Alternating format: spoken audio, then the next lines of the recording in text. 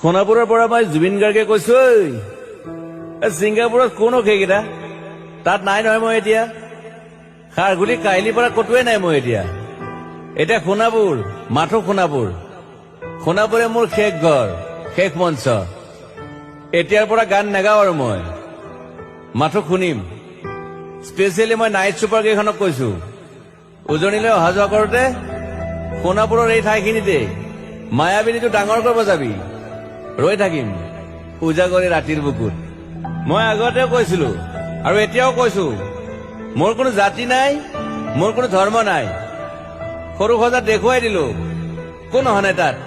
ব্ৰাহ্মণ, কলিতা, আলী, ৰহমান, ডেকা, বড়ো, ৰাভা, পূজাৰী আৰু এইটো কি কয় নমাজ পঢ়াই যে মৌলবীও আহিছে সৰু সজালৈ। I love people, I love man. সেইবাবে মুখ্যমন্ত্ৰী হিমন্ত দাকো কৈছো, মই বিৰোধী দলকো কৈছো, লুৰি নকিল সকলোকে কৈছো, পলিটিক্স নকৰিবা বন্ধু। মই সৰু সজাই মানুহৰ অসমখন বিচাৰিছিলো। চাই থাকিম সোণাপুৰৰ পৰা। খেলি মেলি হলে কষ্ট পাম, উভতিও আহিব নোৱাৰিম। যোৰহাটৰ মানুহখিনিয়ে কষ্ট পাইছে বুলি শুনিছো। মোৰো যাবৰ মন আছিল। প্ৰিয় ঠাই, দেউতাৰ ঠাই। উপায় নাই, পলম হলে শৰীৰটোৱে কষ্ট পায়। বাকী গৰিমা আৰু দেউতাই গুৱাহাটীতে থকাটো বিচাৰিলে। একো নাই, গুৱাহাটীলৈ আহিলে মাত দি যাব। সোণাপুৰতে থাকিম।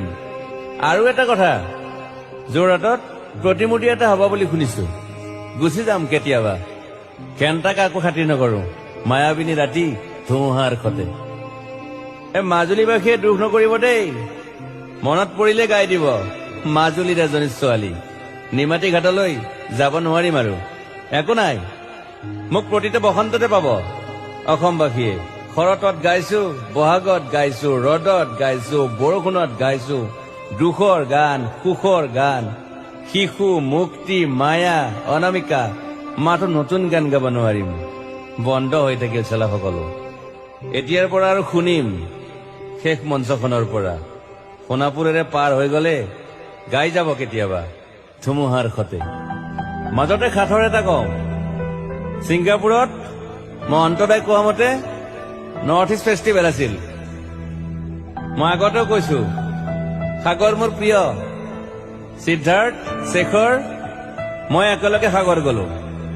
পিছত গম পালো খেন্থা মই মৰি থাকিলো বোলে।